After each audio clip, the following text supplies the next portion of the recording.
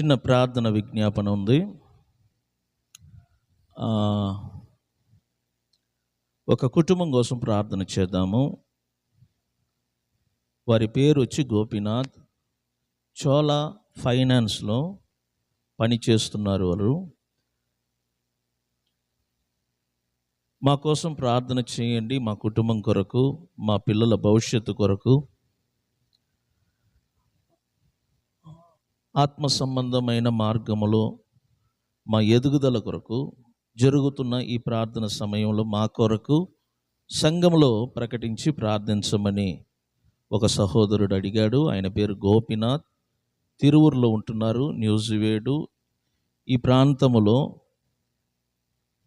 Chola finance తరపున ఈ కార్లు కొనేటప్పుడు ఫైనాన్స్ ఇప్పించే ఒక వ్యక్తి అన్నమాట.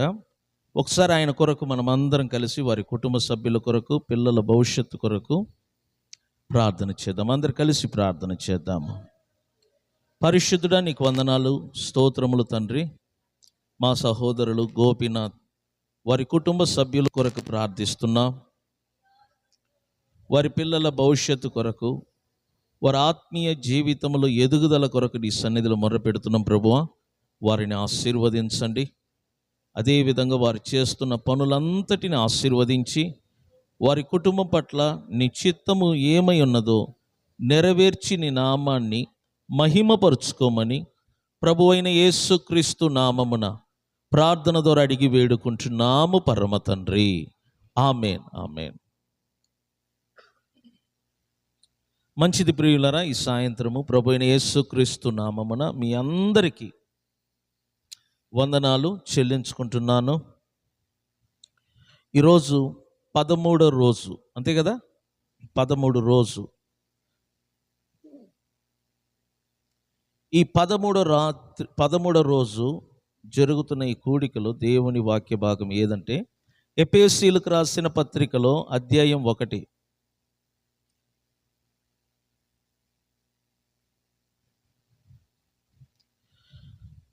4వ వాక్యము నుంచి చదువుకుందాము. నిన్నటి దినం మనం చదివాం ఇదే భాగాన్ని. తన ప్రియుని యందు తాను ఉచితముగా మనకు అనుగ్రహించిన తన కృప. దేవుడు కృపామయుడై ఉన్నాడు. దేవుడు కృపగలవాడై ఉన్నాడు. కృప సమృద్ధి గలవాడు. ఆయన తన కృపను మానవాళికి ఉచితముగా అనుగ్రహించాడంట. ఎవరి యందు? తన ప్రియుడైన యేసుక్రీస్తు యందు. అందుకనే దేవుడు మనుషులను యేసుక్రీస్తులోనికి తీసుకొని వస్తున్నాడు. ఎందుకంటే ఆ యేసుక్రీస్తులోనే దేవుడు తన కృపను, ఆత్మ సంబంధమైన ప్రతి ఆశీర్వాదములను మనకు అనుగ్రహిస్తున్నాడు.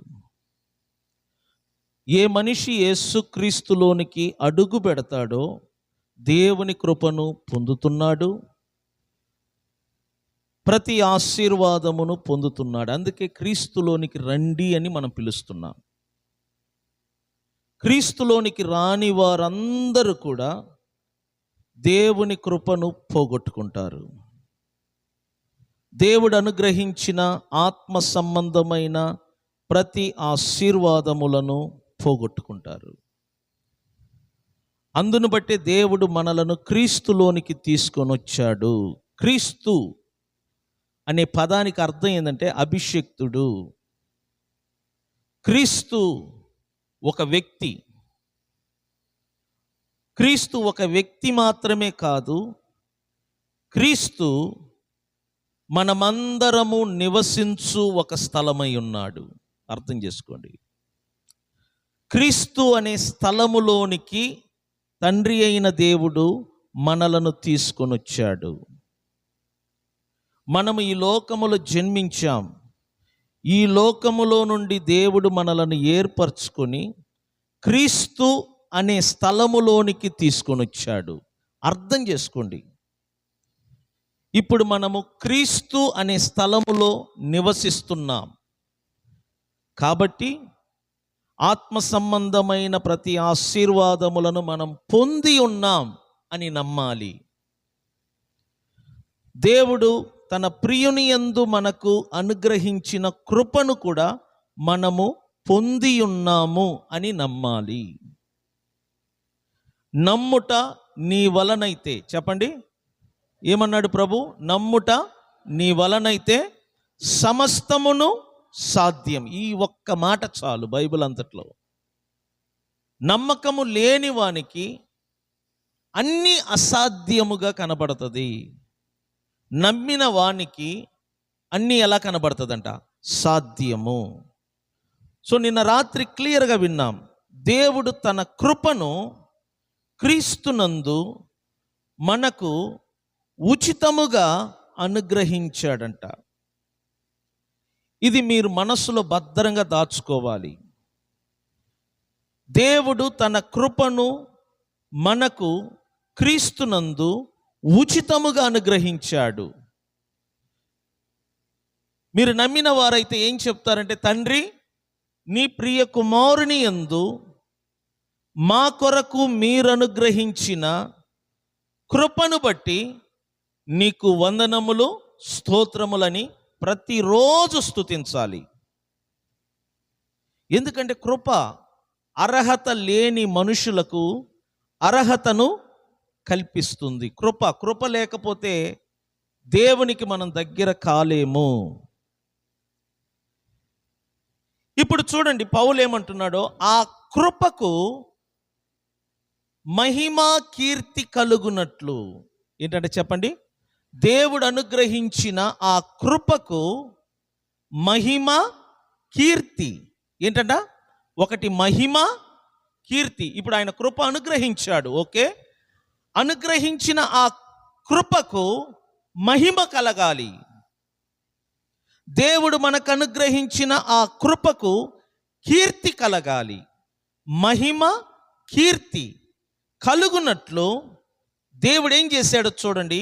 తన చిత్త ప్రకారమైన దయా సంకల్పము చొప్పున యేసు క్రీస్తు ద్వారా తనకు కుమారులుగా మనలను ఏం చేశాడంట? స్వీకరించాడు. చెప్పండి, ఏం చేశాడంట? మనలను కుమారులుగా. మాట్లాడండి, ఏం చేశాడంట? కుమారులుగా.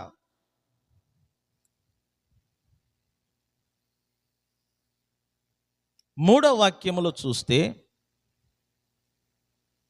క్రీస్తునందు ఆత్మ సంబంధమైన ప్రతి ఆశీర్వాదములను దేవుడు మనకు అనుగ్రహించాడు. నాలుగో వాక్యములో చూస్తే, దేవుడు తన ప్రియుని యందు ఉచితముగా తన కృపను మనకు అనుగ్రహించాడు. అదే నాలుగో వాక్యాన్ని చదువుకుంటూ వస్తే ఇక్కడ ఇంకొక పాయింట్ కనబడుతుంది. యేసు క్రీస్తు ద్వారా మనలను కుమారులనుగా. ఏంటంటే చెప్పండి, కుమారులు అంటే వారసులు. నేను అందుకే చెప్పాను, కుమార్తెలు కాదు కుమారులు అంటే వారసులు. భౌతికంగా ఈ లోకంలో చూస్తే స్త్రీ మగ వేరుబాటు కనబడతా ఉంటుంది. పురుషుల యొక్క శరీరము, స్త్రీ యొక్క శరీరము ఎంతో వేరుబాటు కలిగి ఉంటుంది. భూమిలోనే కుమార్తెలు, కుమారులు, మనమ సంతానము ఇలా పిలువబడుతూ ఉంటారు. కానీ పరలోకములో కుమార్తెలు ఉండరు, మనమ సంతానములు ఉండరు. గుర్తుపెట్టుకోండి.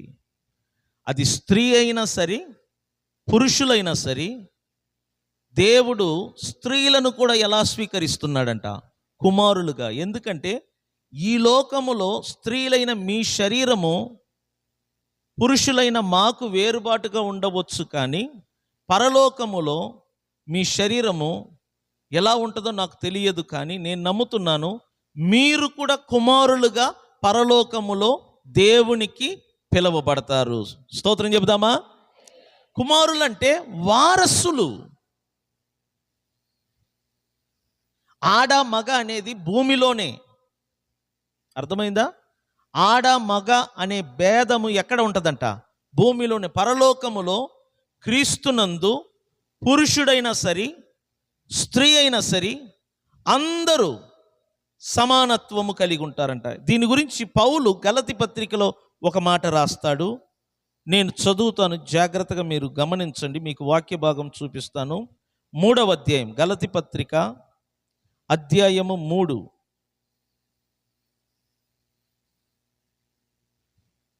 28వ వాక్యములు చూడండి. 26 నుంచి చదువుదాం. యేసు క్రీస్తునందు మీరందరూ విశ్వాసము వలన ఏమై ఉన్నారంట? దేవుని కుమారులై ఉన్నారు. మీరందరూ, స్త్రీ మగ అనేది లేదు సుమా, గుర్తుపెట్టుకోండి. ఈ కులము ఆ కులం అనేది లేదు. యేసు క్రీస్తుకు బయట స్త్రీ మగ లేకపోతే కులము ఇవన్నీ కూడా వేరుబాటు చూపిస్తుంది. ఎవరైనాను సరే క్రీస్తులోనికి వచ్చిన తర్వాత విశ్వాసమును బట్టి వాళ్ళందరూ దేవుని కుమారులై ఉన్నారంట. క్రీస్తులోనికి బాప్తీషము పొందిన మీరందరూ ఎవరిని ధరించుకొని ఉన్నారు? క్రీస్తును ధరించుకొని ఉన్నారు. ఇందులో యూదుడని గ్రీసు దేశస్థుడని లేదు, దాసుడని స్వతంత్రుడని లేదు. ఇక్కడ చూడు, పురుషుడని స్త్రీ అని లేదు. యేసు క్రీస్తునందు మీరందరూ ఏకమై ఉన్నారంట. ఏమై ఉన్నారంట? ఏకమై ఉన్నారు. స్త్రీ మగ, ఈ కులము ఆ కులము, గొప్ప కులము తక్కువ కులము క్రీస్తునందు లేదు. గుర్తుపెట్టుకోండి, క్రీస్తునందు అందరూ ఏకమై ఉన్నారు. ఇది కొంతమంది అంగీకరించరు, కానీ ఈ వాక్యాన్ని విశ్వసించిన వారు, క్రీస్తుకు తమ్మును తాము సమర్పించుకునేవారు తప్ప మిగిలిన వారు ఎవరు కూడా ఈ మాటను ఏం చేయరంట? అంగీకరించరు. ఎందుకంటే విశ్వాసము వలన, క్రీస్తునందు మనముంచిన విశ్వాసము వలన మనమందరము ఏకమై ఉన్నాము. మనమందరము దేవుని కుమారులుగా పిలవబడుచున్నాము. స్త్రీలరా, మీరు కూడా దేవుని దృష్టికి ఏమై ఉన్నారంట? కుమారులు. మీరు కూడా దేవునికి ఏమై ఉన్నారు? కుమారులు. అంటే మీరు కూడా దేవునికి వారసులు. ఇందును బట్టి చేతుల పైకెత్తి స్తోత్రం చెప్పండి. స్తోత్రం చెప్పండి. ప్రభు దేవుడంట యేసుక్రీస్తు ద్వారా మనలను తనకు అనగా తండ్రి అయిన దేవునికి కుమారులుగా స్వీకరించాడంట. స్వీకరించటం అంటే ఏంటి తెలిసిన? ఇష్టపూర్వకంగా అంగీకరించటం. మనలను దేవుడు ఆయన కుమారులుగా ఇష్టపూర్వకంగా అంగీకరించాడు, స్వీకరించాడు. దేవుడే మిమ్ములను తన వారసులుగా, తన కుమారులుగా అంగీకరించినప్పుడు మీరెందుకు ఆ దేవుని తండ్రిగా అంగీకరించలేకపోతున్నారు? దేవుడు అంటున్నాడు, మిమ్ములను నేను యేసుక్రీస్తు ద్వారా నా కుమారులుగా మిమ్మల్ని అంగీకరించాను, నా వారసులుగా మిమ్మల్ని అంగీకరించాను. ఎందుకు? నేను మీకు అనుగ్రహించిన కృపకు మహిమ కీర్తి కలగటానికి. ఇప్పుడు చూడండి, నేను ఒక వస్తువును గిఫ్ట్గా మీకు ఇస్తున్నాను. గిఫ్ట్గా ఇచ్చి దానిని మీరు వాడుకోకుండా తిరిగి నేనే ఉంచుకుంటే నేను ఇచ్చిన గిఫ్ట్ వలన ఏదైనా మీకు ప్రయోజనం ఉన్నదా? అర్థమైందా మీకు? నేను మీకు ఒక వస్తువును గిఫ్ట్గా ఇచ్చాను, అందరి ముందు ఇచ్చాను, కానీ వాటిని వాడుకునే హక్కును మాత్రం మీకు ఇవ్వలేదు. అందువలన నేను ఇచ్చిన గిఫ్ట్ వలన మీకు సంతోషం కలుగుద్దా? చెప్పండి. ఎందుకంటే నేను ఇచ్చినట్లుగా జనం ముందు ఇచ్చాను కానీ అది వాడుకునే హక్కు మాత్రము మీకు ఇవ్వలేదు. దేవుడు కృపనిచ్చాడు, అది చదువుతున్నాం బైబిల్లో. కానీ ఆ కృపకు మహిమ కీర్తి కలుగునట్లు ఆయన ఏం చేశాడంట తెలిసిన, మనలను తనకు కుమారులుగా స్వీకరించాడంట యేసుక్రీస్తు ద్వారా. మీరు నమ్మిన నమ్మకపోండి, మీరందరూ దేవుని కుమారులుగా దేవుడు అంగీకరించాడు మన ప్రభువైన యేసుక్రీస్తు ద్వారా. మీరు ఆయన కుమారులు, మీరు దేవుని వారసులుగా పిలువబడుతున్నారు. వారసులు అంటే తండ్రికి కలిగిన వాటిని అనుభవించటానికి అర్హత గలవారు అని అర్థం. కుమార్తెలు ఎప్పుడు కూడా వారసులుగా పిలవబడరు. మీరు బైబిల్లో చూడండి, కుమార్తెలకు ప్రాముఖ్యత ఇవ్వాల. ఎవరికి ఇచ్చారు ప్రాముఖ్యతను? కుమారులకు ఇచ్చారు. కయ్యోను, ఏబేలు. మీరు చూస్తూ ఉండండి, పురుషులు పేర్లు మాత్రం వచ్చాయి, స్త్రీల పేర్లు రాలేదు. ఎందుకు? పురుషులే చరిత్రలో గుర్తింపబడ్డారు. తండ్రి తర్వాత స్థానము కుమారులకు ఇవ్వబడుతుంది, కుమార్తెలకు కాదు. అందుకని దేవుడు ఏం చేశాడు? స్త్రీ అయినా పర్వాలేదు, పురుషుడైనా పర్వాలేదు, ఎవరెవరు క్రీస్తునందు విశ్వాసం ఉంచుతారో వారందరినీ దేవుడు కుమారులుగా అంగీకరించాడంట. స్తోత్రం చెబుదామా? మీరు దేవుని కుమారులుగా పిలవబడుతున్నారు. దేవుడు మిమ్మలను తన కుమారులుగా అంగీకరించాడు. ఎందుకంటే ఆయన మనకు అనుగ్రహించిన ఆ కృపకు మహిమ కీర్తి కలుగుటకు,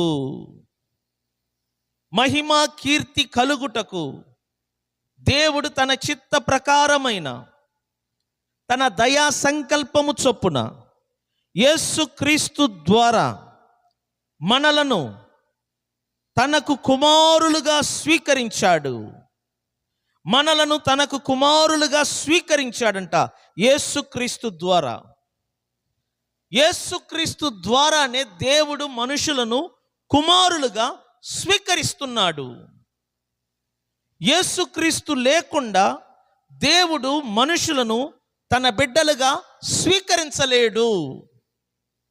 అందుకనే ప్రతి మనిషి, ఈ భూమిలో పుట్టిన ప్రతి మనిషి ఎక్కడికి రావాలంటే యేసుక్రీస్తులోనికి రావాలి. వారు ఎలా వస్తారు తెలిసిన? మనం పిలిస్తేనే కదా. మనం పిలవాలంటే ముందు మనకు తెలియాలి కదా విషయం. మన నలుగురికి చెప్పాలి. స్త్రీలు, చెన్నై పట్టణంలో స్త్రీలు ఎంతో సురుకుగా పనిచేస్తారంట. పాస్టర్ని బలవంతం చేస్తారు. పాస్టర్ గారు మేము అక్కడికి వెళ్తాం, ఇక్కడికి వెళ్తాం, హాస్పిటల్కి వెళ్తాం, యేసు ప్రభుని గురించి చెప్పటానికి, కరపత్రాలు పంచటానికి, బైబిల్ పంచటానికి స్త్రీలు పని చేస్తారు. చర్చిలు నిండి పొర్లుతుందంటే ఒక పాస్టర్ని బట్టి కాదు సుమా, అక్కడికి వెళ్ళే విశ్వాసులు, అక్కడికి వెళ్ళే యవనస్తులు, అక్కడికి వెళ్ళే స్త్రీలను బట్టి మీరు పని చెయ్యాలా, మీరు చెప్పాలా. ఇక్కడ వింటున్న ప్రతి విషయాలు బయటికి వెళ్ళి చెప్పాలా. మీరు ఇక్కడ కూర్చొని నిద్రపోతూ చెప్తున్న విషయాలు వినకుండా నిశ్శబ్దంగా ఉండిపోవటం వలన చెప్తున్న నాకు ఉపయోగం లేదు, వస్తున్న నీకు ఉపయోగం లేదు. ఇక్కడ ఏది వింటున్నారో మీరు వెళ్ళి చెప్పాలా. మీ ఇంట్లో ఉన్న వాళ్ళకి చెప్పాలా. మీ ఇంట్లో ఉన్న వారిని తీసుకురావడానికి ప్రయత్నం చెయ్యాలా. ఎందుకంటే క్రీస్తులోనికి వస్తేనే వారు దేవుని కుమారులుగా పిలవబడతారు. దేవుడు మనుషులకు అవకాశం ఇచ్చాడంట ఈ లోకములో. ఎందుకు? ఈ భూమిలో ఉన్నప్పుడే దేవుడు మనుషులను యేసుక్రీస్తు ద్వారా తన కుమారులుగా స్వీకరిస్తున్నాడు. ఇవన్నీ వినకుండా ఎవడైనా చనిపోయాడనుకో, దేవుని కుమారులుగా ఉండే అర్హతను ఆ వ్యక్తి పోగొట్టుకుంటాడు. వారు ఏమంటారు తెలిసిన? మాకు ఎవరు చెప్పలేదండి అంటారు.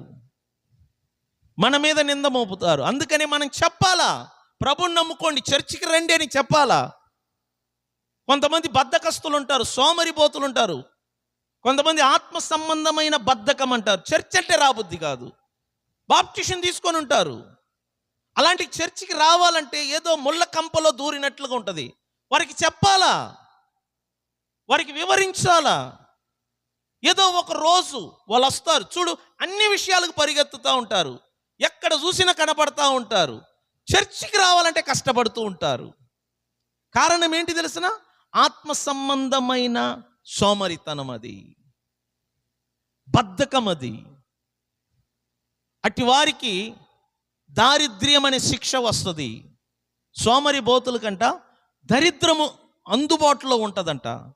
అందుకే నేను చెప్తున్నాను, స్త్రీలు మీరు మౌనంగా ఉండకూడదు, మీరు బయటికి వెళ్ళి మాట్లాడాలా, క్రీస్తులోనికి రండి, చర్చికి రండి అనాలా. పురుషులు కానీ యవనస్తులు కానీ మీరు పనికి వెళ్తున్నప్పుడు చెప్పాలా, వాదన పెట్టుకోవాలా బయట. ఎందుకంటే దేవుని కుమారులుగా దేవుడు యేసుక్రీస్తు ద్వారా మనుషులను అంగీకరిస్తున్నాడు. కొద్దిగా ఆలోచించండి. అంబానీ, మనందరికీ తెలుసు, అంబానీ గారి కుటుంబము కొన్ని లక్షల కోట్లు కలిగిన ధనికులు. వారు సడన్గా వచ్చి మిమ్మల్ని నేను నా కుమారులుగా, కుమార్తెలు కాదు, నా కుమారులుగా నేను దత్తత తీసుకుంటానంటే మీరు చెప్పండి, ఇది సంతోషకరమైన వార్త, దుఃఖకరమైన వార్త? ఒక ధనవంతుడు వచ్చి మనలను, మన బ్యాక్గ్రౌండ్ ఏంటి, మన పుట్టి వచ్చిన కులం ఏంటి, మనం పెరిగిన వాతావరణం ఏంటి, మన ఇల్లు వాతావరణం ఏంటి, చదువు లేదు, ఏమీ లేదు, మనలను భారతదేశంలోనే అత్యధికమైన ధనము కలిగిన ఒక వ్యక్తి వచ్చి మనలను కుమారులుగా ఉండటానికి ఆయన ఇష్టపడుతున్నాడు, స్వీకరిస్తున్నాడంటే మనం కాదనగలమా? వద్దంటామా? మనం ఎంత సంతోషపడతాము. దీన్ని కొంచెం డీప్గా ఆలోచన చేయండి. 9 లక్షల కోట్లు. ఎన్ని లక్షల కోట్లు అంట ఆయన ఆస్తి? 9 లక్షల కోట్లు ఆయన ఆస్తి అంట. ఆయన కుమారులుగా ఉండటానికి మనలను స్వీకరిస్తేనే మనం అంత సంతోషపడితే, అటువంటి అంబానీ లాంటి వారిని, కొన్ని కోట్ల మందిని సృజించిన దేవుడు, భూమిని ఆకాశాన్ని సృజించిన వాడు, సూర్య చంద్ర నక్షత్రాలను సృజించిన వాడు, ఈ సృష్టికి మూలము దేవుడంట. ఆయన నిన్ను నన్ను కుమారులుగా స్వీకరించాడంటే ఇది అంతకంటే గొప్ప శుభవార్త. మీరు దీనిని లోతుగా ఆలోచిస్తే మీ ఆత్మంట ఉత్సాహంగా గంతులు వేస్తుందంట. మీరు డీప్గా ఆలోచన చేయి. దేవుడే నిన్ను కుమారులుగా స్వీకరించాడు యేసుక్రీస్తు ద్వారా. అప్పుడు మీ స్థాయి ఏంటో అర్థం చేసుకో. నన్ను అంబానీ దత్తత తీసుకున్నాడు, నన్ను అంబానీ కొడుకుగా అంగీకరించాడు, నేను గర్వంగా చెప్పుకుంటాను. మరి దేవుడే నన్ను దత్తత ద్వారా తన కొడుకుగా, తన కుమారుడిగా అంగీకరించాడంటే ఇది ఎంత గొప్ప స్థాయి అర్థం చేసుకో. యేసు ప్రభువులోనికి ఎందుకు వచ్చాము?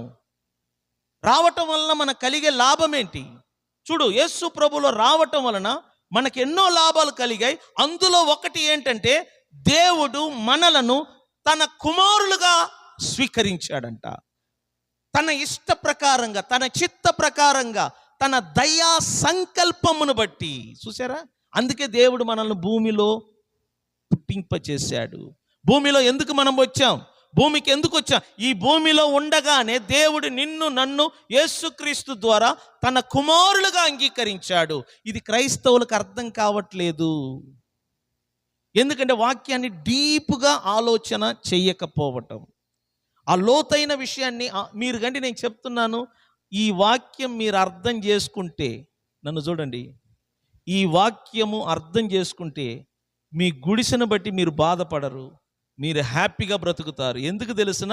ఈ గుడిసెలు, ఈ 6 బాతిక ఇల్లు, 5 బాతిక ఇల్లు, 8 బాతిక ఇల్లు, డూప్లెక్స్, విల్లాలు, ఇవన్నీ కూడా భూమిలోనే ఉంటుందంట, యాడికి పోదు.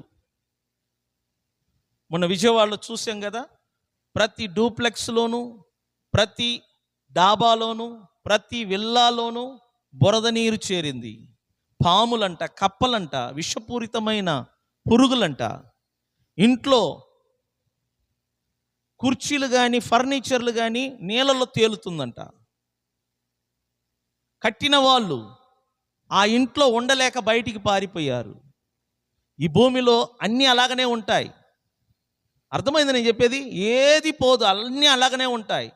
కానీ నీ మనసులో ఒకటి దాచుకో. అది ఏంటంటే దేవుడు నిన్ను కుమారులుగా, స్వీకరించాడు. నువ్వు ఆయన వారసుడవు. ఇది నమ్మాలా, నువ్వు స్థిరంగా నమ్మాలా. ఆస్తి లేకపోయినా పర్వాలేదండి, ఇల్లు లేకపోయినా పర్వాలేదండి, బ్యాంక్ అకౌంట్ లేకపోయినా పర్వాలేదండి, దేవుడు నన్ను తన బిడ్డగా అంగీకరించాడు చాలు. ఈ భూమిలో నేను దేవుని బిడ్డగా బ్రతుకుతాను చాలు. ఈ భూమిలో నేను దేవుని కుమారులుగా బ్రతుకుతాను చాలు. దేవుని కుమారులు అంటే చిన్న విషయం కాదు. పౌలు అంటాడు, ఈ సృష్టి అంట దేవుని కుమారుల కొరకు ఎదురు చూస్తుందంట. అప్పుడు అర్థం చేసుకో, దేవుని కుమారులు అంటే ఎంత గొప్పవాళ్ళో. యేసు ప్రభువులు అడుగు పెట్టడం వలన మన స్థాయి మారింది, మన స్థితిగతులు మారింది. మన అర్థం చేసుకోపోవటం వలన, నమ్మకపోవటం వలన ఇంకా మనము దరిద్రులుగాను హీన స్థితిలో మనల్ని మనం చూసుకుంటున్నాము. అర్థం చేసుకో. దేవుడు తన చిత్త ప్రకారముగా, తన దయా సంకల్పము చొప్పున తాను మనకు అనుగ్రహించిన ఆ కృపకు మహిమ కీర్తి కలుగునట్లు తన ప్రియ కుమారుడైన యేసుక్రీస్తు ద్వారా మనలను కుమారులుగా స్వీకరించాడంట. మీరు నిజంగా నమ్మితే 2 చేతులు పైకెత్తి స్తోత్రం చెప్పండి. హల్లెలూయా. మనలను కుమారులుగా స్వీకరించాడు. హఠాత్తుగా మనలను కుమారులుగా స్వీకరించలేదు. మనలను కుమారులుగా స్వీకరించటానికి దేవుడంట మనలను ముందుగానే, ఏంటంట చెప్పండి, ముందుగానే తన కోసము మనలను ఏం చేశాడంట, నిర్ణయించుకొని మనము తన ఎదుట పరిశుద్ధులుగాను నిర్దోషులుగాను ఉండవలేనని జగత్ పునాది వేయబడక మునుపే, అర్థం చేసుకోండి, జగత్ పునాది వేయబడక మునుపే, ఈ జగత్, ఈ ప్రపంచానికి, ఈ లోకానికి పునాది వేయబడక మునుపే దేవుడు తన ప్రేమ చేత క్రీస్తులో మనలను ఏం చేశాడంట, ఏర్పరచుకున్నాడు. దేవుడంట మనలను ఏర్పరచుకున్నాడంట. నన్ను చూడండి ఒకసారి, ఏం చేశాడంట, ఏర్పరచుకోవటం అంటే ఏంటి, ఏరుకోవటం. ఇప్పుడు మీరు రాళ్ళు ఏరటానికి వెళ్తూ ఉంటారు.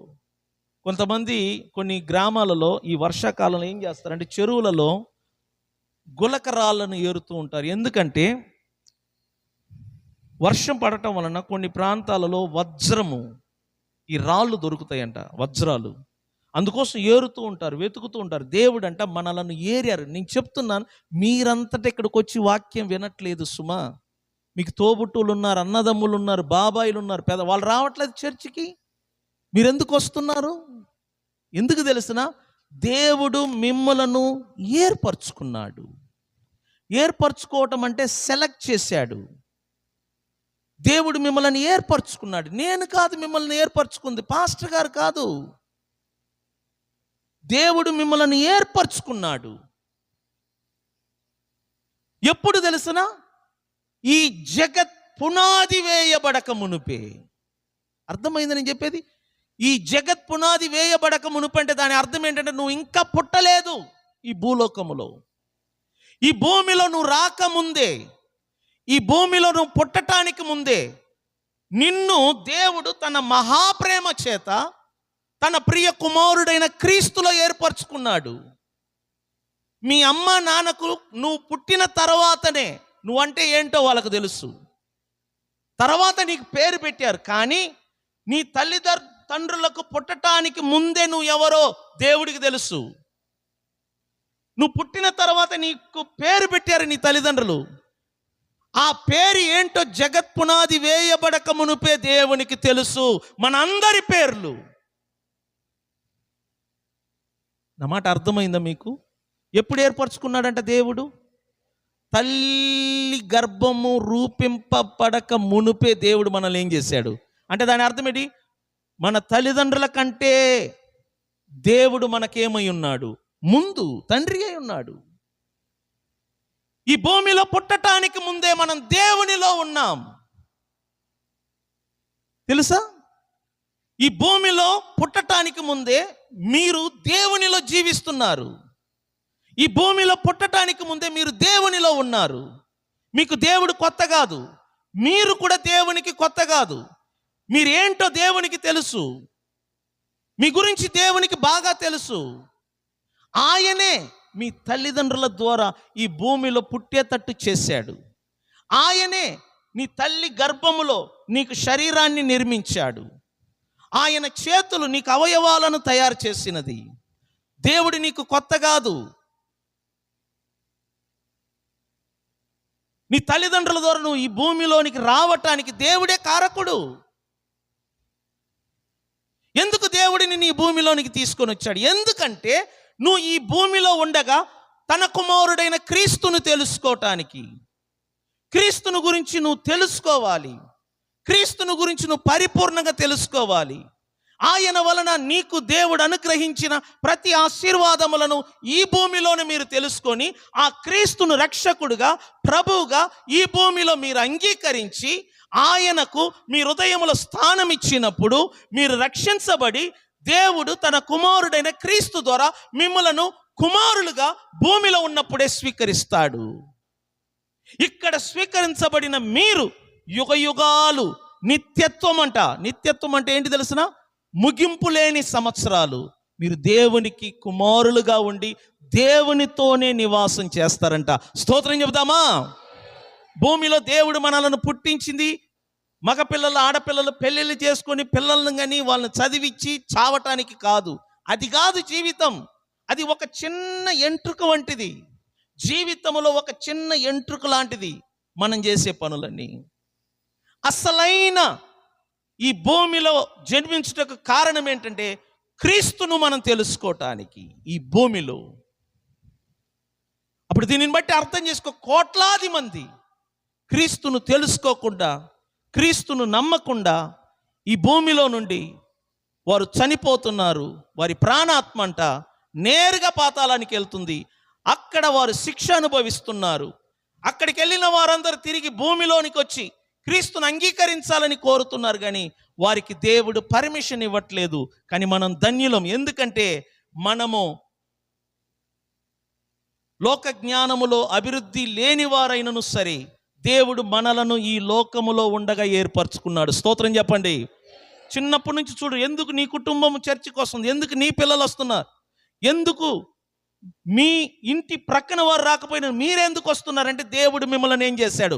ఏర్పరచుకున్నాడు. అర్థం చేసుకొని దేవుని మాటలు వినటానికి ఒక్క రోజు కూడా మానకుండా రావటానికి ప్రయత్నం చేయండి. దేవుని కుమారులుగా మనం ఉండటానికి, దేవుని కుమారులుగా మనము ఉండటానికి దేవుడు మనలను స్వీకరించాడు. అందుకోసం దేవుడు ముందుగా మనలను నిర్ణయించాడు. అందుకోసం దేవుడు మనలను క్రీస్తు యేసులో తన ప్రేమ చేత జగత్ పునాది వేయబడక మునుపే దేవుడు మనలను ఏర్పరచుకున్నాడు. మీరందరూ దేవుని చేత ఏర్పరచబడిన వారు. మీరందరూ దేవుని చేత ఏర్పరచబడిన వారు. మీరు నమ్మాలి, విశ్వసించాలి. ఈ వాక్యానికి మీరు లోబడాలి. ఈ వాక్యానికి మీరు పరిపూర్ణమైన విధేయతను చూపించినప్పుడు దేవుని వాక్యం మీ జీవితంలో పనిచేస్తుంది. అర్థం చేసుకోండి, మీరు ఎంత విలువైన వారో అర్థం చేసుకోండి. దేవుడు మీకు ఏ స్థాయిని ఇచ్చాడో అర్థం చేసుకోండి. మీరు దేవుని కుమారులుగా పిలవబడుతున్నారు. దేవుని కుమారులుగా పిలవబడుతున్నారు. వారసులుగా పిలవబడుతున్నారు. మీకు ఏ కొదువు లేకుండా దేవుడు మీ అక్కరలను, మీ అవసరతలను తీరుస్తాడు. నేను చెప్పాను కదా, ఏ తండ్రి అయినా కుమారుల కోరికలను తీరుస్తాడంట. ఎంత చెడ్డవాడైనా సరే తనకు పుట్టిన కుమారుల యొక్క కోరికలను తీరుస్తాడంట. ఒక సందర్భంలో అన్నాడు కదా, మీరు చెడ్డవారై ఉండియు నీ బిడ్డలు మీ వద్ద రొట్టెనడిగితే రాయినిస్తారా? చేపనడిగితే పామునిస్తారా?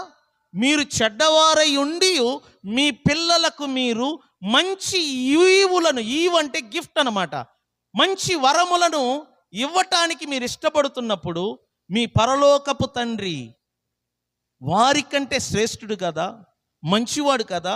ఆయన మీరు అడిగిన వాటిని ఇవ్వడా? మీరు కోరిన వాటిని ఇవ్వరా? మీరు ఆశించిన వాటిని ఇవ్వడా? నేను చెప్తున్నాను, చెడ్డవారైన మనమే మన పిల్లలకు మంచిది చేయాలనుకుంటున్నాం. ఎప్పుడు చూసినా ఏడుస్తూ ఉంటారు. ఏంటంటే, నా బిడ్డకు మంచిది చెయ్యాలి, నా కుమార్తెకు మంచిది చెయ్యాలి, మంచి వివాహం జరగాలి, ఇల్లు కట్టాలి, పిల్లలను చదివించాలి, పిల్లలకు వాహనాలు కొనియాలి, వాచ్లు కొనియాలి, బంగారం కొనియాలి. ఎప్పుడు చూసినా తల్లి మనసులో కానీ తండ్రి మనసులో కానీ పిల్లలకు మంచిది చెయ్యాలనే కోరుకుంటారు. కొంతమంది తల్లులైతే వాళ్ళ పిల్లలు బాగుండాలని అవసరమైతే పక్కన వాళ్ళ కుటుంబానైనా ఆర్పుతారు. బత్షెబా పరిస్థితి ఏంటో తెలుసా? సొలొమోను రాజు అవ్వాలని ఎంత ప్రాకులాడిందో. తన కొడుకు రాజు అవ్వాలి, రాజయ్య అర్హత అబ్షలోముకుంది. ఎక్కడ అబ్షలోము రాజు అవుతాడన్న భయముతో సొలొమోను రాజు అవ్వటానికి ఈ బత్షెబా కుయుక్తితో పనిచేసింది. మీ ఆడవాళ్ళందరిలా బుద్ధులు ఉంటాయి చూడండి. పక్కన వాళ్ళ పిల్లలు నాశనమైన పర్వాలేదు, మీ కడుపులో పుట్టిన బిడ్డలే బాగుండాలని కోరుకుంటారు. అది తీసి పక్కన పెట్టండి. నేను ఎప్పుడైనా చెప్తున్నా, అందరూ బాగుండాలని కోరుకుంటే మీ పిల్లలు బాగుంటారు. నేను చెప్తున్నా, ఎప్పుడైనా గుర్తుపెట్టుకోండి, అందరూ బాగుండాలని కోరుకో. అప్పుడు చూడు, మీ ఇంటి పిల్లలంట అభివృద్ధి అవుతారంట. మన పిల్లలే బాగుండాలని ఎవరు కోరుకుంటారో ఆ పిల్లలు పరమ చండాలంగా తయారవుతారంట.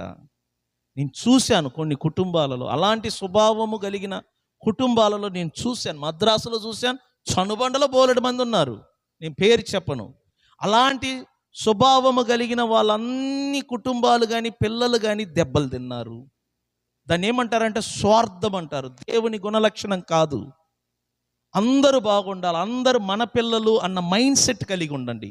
మీరు ఎప్పుడు నా పిల్లలు, నా కుటుంబమే బాగుండాలి, నా పిల్లల కోసం నేను కష్టపడాలి, నా పిల్లల కోసం అభివృద్ధి అవ్వాలి, ఆ మనసు ఎప్పుడు నీలో ఉంటుందో నీ పిల్లలు మరీ దరిద్రంగా తయారవుతారు.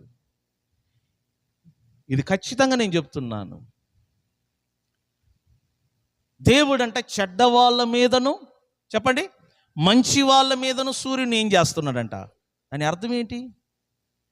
నీతిమంతుల మీదను అనీతిమంతుల మీదను దేవుడు వర్షాన్ని ఏం చేస్తున్నాడంట అంటే, ఆయన కనుదృష్టికి అందరు ఏమై ఉన్నారు?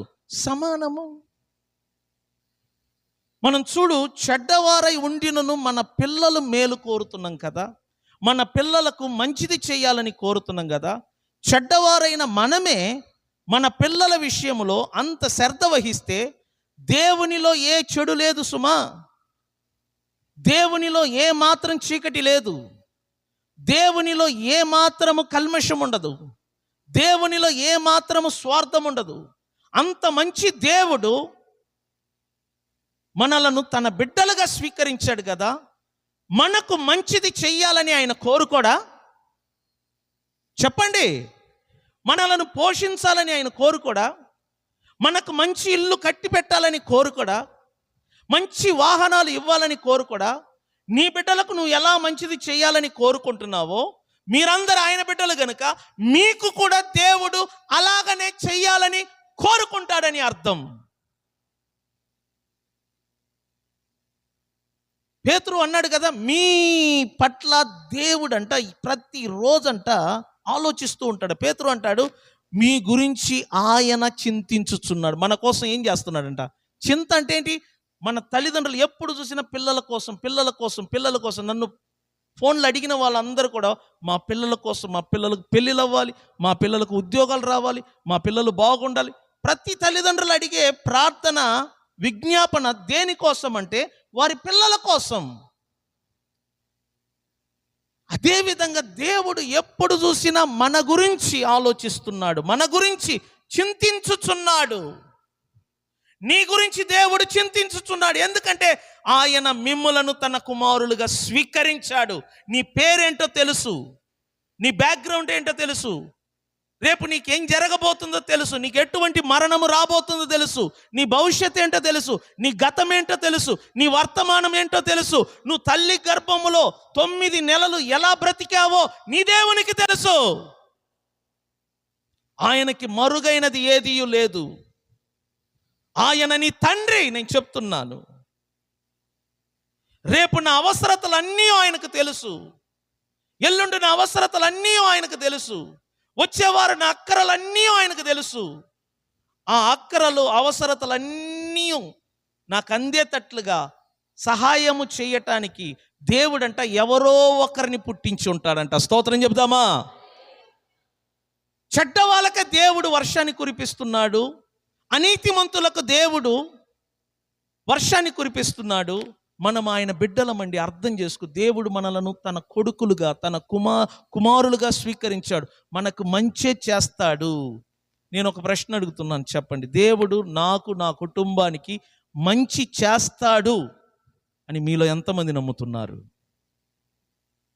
అబద్ధం వద్దు. ఖచ్చితంగా నా పిల్లలకు మంచే జరుగును, నాకు మంచే జరుగును, నా దేవుడు నాకు మంచి చేస్తాడు అని మీరు నమ్మితే శుక్రవారం రోజు ఎందుకు రాలేకపోతున్నారు? ఒకటి పొందాలంటే, నన్ను చూడండి, ఒక మేలు పొందాలంటే ఒక దానిని ఏం చేయాలంట?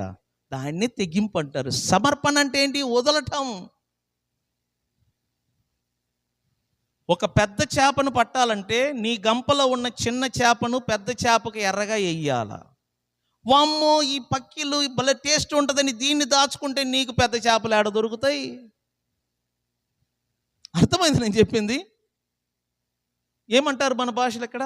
పక్కిలా, అంతేనా? వామ్మో, పక్కిలు టేస్ట్ బాగుంటుంది, దీంతోనే తృప్తి పడతానంటే పడు. నీకు పెద్ద చేప కావాలంటే దీన్ని, ఆ పెద్ద చేపకు నువ్వేం చెయ్యాలా? ఎర్రగా వేస్తే అప్పుడు అది వచ్చి దొరుకుద్దంట నీకు. నేను నిజం చెప్తున్నాను, మీరు పాటించినా బాధ లేదు, పాటించకపోయినా బాధ లేదు. నేను చెప్తున్నాను, ఒక దానిని వదులుకుంటే అంతకంటే పెద్దది నువ్వు పొందుతావు. ఇది బైబిల్ సత్యము, ఈ ప్రపంచంలో ఉన్న యథార్థత. దేవుడు మీకు మేలైనది ఇవ్వాలి అంటే కొన్నిటిని వదులుకొని సమర్పణ చేసుకొని మందిరానికి రావాలి. వదిలితే నీకు నష్టంలాగా నీకు అనిపిస్తుంది, కానీ నీకు నష్టంగా అది చాలా లాభం. నేను చెప్తున్నాను, మీరు 5-6 వారాలు పాటించి చూడండి, మీరు పొందబోయే లాభం ఏంటో మీరే ఇక్కడికి వచ్చి సాక్ష్యం చెప్తారు. దేవుడు మీకు అన్యాయము చేయడు, రాసి పెట్టుకోండి. మీకు వీలైనంత వరకు మంచే చేయాలనుకుంటున్నాడు, కానీ మీకు ఆయన మీద నమ్మకము కలగటం లేదు, ఆయన మీద మీకు విశ్వాసము కలగటము లేదు. మీ కష్టాన్ని నమ్ముకుంటున్నారు, మీ ప్రయాసాన్ని నమ్ముకుంటున్నారు, మీకు వచ్చే కూలిని నమ్ముతున్నారు, కానీ నేను దేవుని బిడ్డను, దేవుడు నా తండ్రి, నా బిడ్డలకు నేను ఎలాగైనా ఏదైనా అప్పు చేసైనా మంచిది చేయాలనుకుంటున్న స్వభావం మనకున్నప్పుడు మన తండ్రికి ఉండదా? మన దేవునికి ఉండదా? నీ కష్టార్జితలో సహాయపడటానికి. చెడ్డవారైన మీకే అంత మంచి మనసు ఉందంటే పరలోకమందున మీ తండ్రికి మీకు మంచి ఈవులు ఇవ్వటానికి ఆయనకి మనసు ఉండదా? మీరు ఎంత దేవునికి దగ్గర అవుతారో మీరు మంచి ఈవులు పొందుతారు. ఎందుకంటే యేసుక్రీస్తు ద్వారా మనలను తన కుమారులుగా స్వీకరించాడు. మీ మైండ్లో రాసి పెట్టుకొని, మీ గుండెలో రాసి పెట్టుకొని, మీరు ఎవరు అంటే యేసుక్రీస్తునందు దేవుని కుమారులై ఉన్నారంట. స్తోత్రం చెప్పండి. విశ్వాసము వలన ఎందరూ యేసుక్రీస్తునందు విశ్వాసము ఉంచారో వారందరూ, ఏ భేదము లేదు, వారందరూ దేవుని కుమారులుగా పిలవబడుతున్నారు. మీరు నమ్మినట్లయితే లేచి నిలబడి కొద్ది క్షణం 2 చేతులు పైకెత్తి ఆయనకి స్తోత్రాలు చెల్లించుదాం. లేచి నిలబడదాం కొద్ది క్షణమే. 2 చేతులు పైకెత్తి వినిన ఈ మాటలను బట్టి ఆ దేవునికి స్తోత్రాలు చెల్లించుదాం. స్తుతించండి కొద్ది క్షణము. ఉత్సాహముగా వినిన మాటలు మీకు అర్థమైనట్లయితే గంభీరంగా మీరే స్తుతిస్తారు. నేను చెప్పవలసిన పని లేదు. మీరు దేవుని కుమారులుగా స్వీకరించబడ్డారు యేసుక్రీస్తు ద్వారా. దేవుని మాటలు నిజంగా మీకు అర్థమైనట్లయితే ఇక నేను చెప్పను, నీ తండ్రిని మీరు ఎలా ఆరాధిస్తారో, మీ తండ్రిని మీరు ఎలా స్తుతిస్తారో, మీ తండ్రిని ఎలా మహిమపరుస్తారో మీకే నేను అప్పగిస్తున్నాను సమయాన్ని. మీరు నమ్మినట్లయితే praise the lord, praise the lord, praise the lord, praise the lord. నేను చెప్తున్నాను మరొకసారి, నీకు నిజంగా దేవుడు నిన్ను కుమారులుగా స్వీకరించాడని నువ్వు నమ్మితే నీ తండ్రిని ఎలా సంతోష పెడతావు, నీ తండ్రిని ఎలా మహిమపరుస్తావో, నీ తండ్రిని ఎలా కనపరుస్తావో నీకే నేను అప్పగిస్తున్నాను. ఆయనను మహిమపరచు, ఆయనను స్తుతించు. ప్రైజ్ ద లార్డ్, హల్లెలూయా.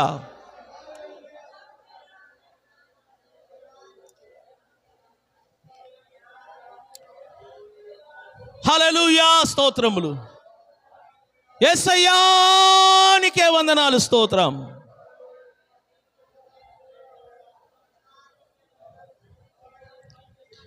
స్తోత్రం, స్తోత్రం, స్తోత్రం, స్తోత్రం, స్తోత్రం.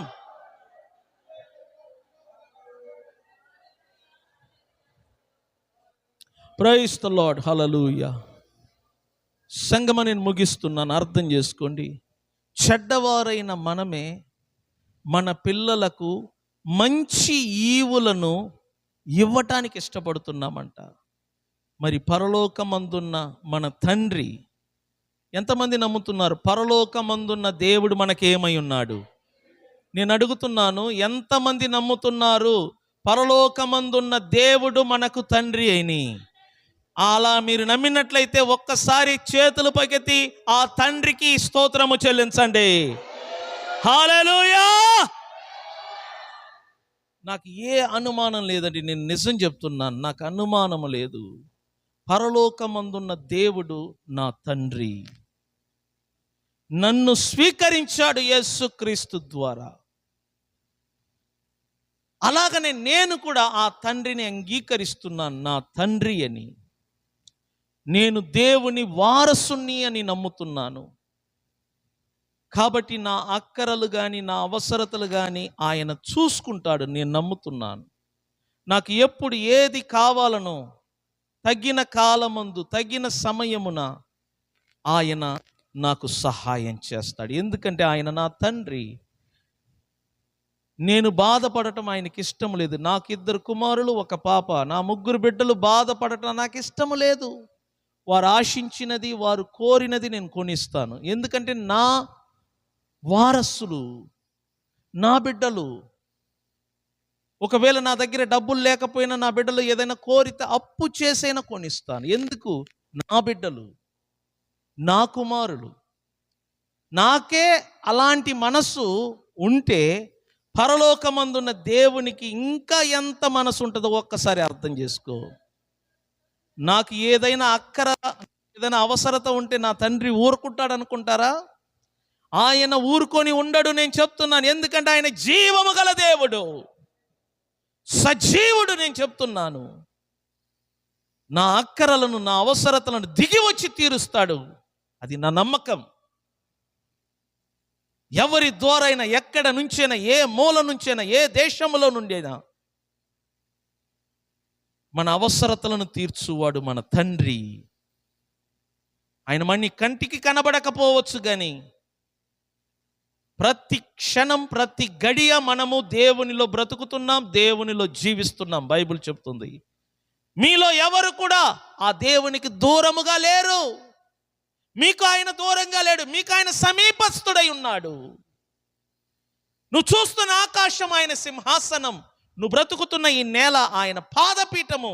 నువ్వు ఎంత దగ్గర ఉన్నావో ఒక్కసారి ఆలోచన చేయి దేవుని బిడ్డ. నువ్వు దేవునికి దూరముగా లేవు, నువ్వు ఆయన పాద పీఠము క్రింద బ్రతుకుతున్నావు. అలాంటి దేవుడు నిన్ను తన కుమారులుగా స్వీకరించాడంట. ఎంత ధన్యత, ఎంత భాగ్యము, ఎంత ఆశీర్వాదము దేవుడు మనకిచ్చాడో అర్థం చేసుకోండి. నేను ముగిస్తున్నాను. ఈ 13వ రోజు కూడికల్లో దేవుడు మాట్లాడిన ఈ మాటలను బట్టి దేవునికి స్తోత్రం చెల్లించుదాము. హల్లెలూయా, హల్లెలూయా. ప్రార్థన. తండ్రి, మీరు మాట్లాడారు, మేము నీ కుమారులమై ఉన్నాం, మేము నమ్ముతున్నాం, మాకు అనుమానము లేదు. యేసుక్రీస్తు ద్వారా మీరు మమ్మల్ని స్వీకరించారు. నీ బిడ్డలుగా ఉండాలని ఈ భూమి మీద మేము నీ కుమారులుగా బ్రతుకుతున్నాం. ఈ భూమి మీద నీ ఆత్మ చేత మమ్మలను నడిపించండి. మేము ఎలా బ్రతకాలనో, ఎలా జీవించాలని నీ ఆత్మ ద్వారా మాకు బోధించినందుకు స్తోత్రములు. నీ బిడ్డలు తిరిగి వెళ్తున్నప్పుడు తోడుకుండండి. వినిన మాటలు వారిలో పని చెయ్యాలి. వారిలో ఒక ఆలోచనలు, మార్పులు రావాలి తండ్రి. వారి తలంపులు మారాలి. నీ మీద ఆధారపడే బిడ్డలుగా, మీరు సహాయం చేస్తారన్న నమ్మకము కలిగిన బిడ్డలుగా నీ బిడ్డలు ఉండుటకు సహాయము చేయండి. ఇదిగో రేపు ఆదివారం ఆరాధనకు అనేకులను మీరు తీసుకురండి. ఈ మందిరము నిండి పొర్లునట్లుగా ఆత్మలను మీరు తీసుకురమ్మని వేడుకుంటున్నాము. మంచి నిద్రను దయచేయండి ప్రభువా. నిద్రలో కూడా మీరు మాతో మాట్లాడండి. వచ్చిన ప్రతి బిడ్డలను, వారి వారి కుటుంబాలను నీ చేతికి అప్పగిస్తున్నా. పేరు పేరున మీరు దీవించమని యేసు నామమున ప్రార్థన ద్వారా అడిగి వేడుకుంటున్నాము పరమ తండ్రి. ఆమేన్. మన తండ్రి అయిన దేవుని ప్రేమ, ప్రభు అయిన యేసుక్రీస్తు యొక్క కృప, పరిశుద్ధాత్మ అన్యోన్య సహవాసం కూడి వచ్చిన మనందరికీ తోడై ఉండి నడిపించును గాక. ఆమేన్. యేసు రక్తమే జయం, సిలువ రక్తమే జయం. ప్రభు అయిన యేసుక్రీస్తు నామమునకు మహిమ, ఘనత, ప్రభావములు కలుగునుగాక. చేతుల పైకెత్తి ఒక్కసారి గట్టిగా దేవుని స్తోత్రం చెబుదామా? హల్లెలూయా, హల్లెలూయా, హల్లెలూయా. దేవుడు మిమ్మల్ని దీవించును గాక. ఆమేన్.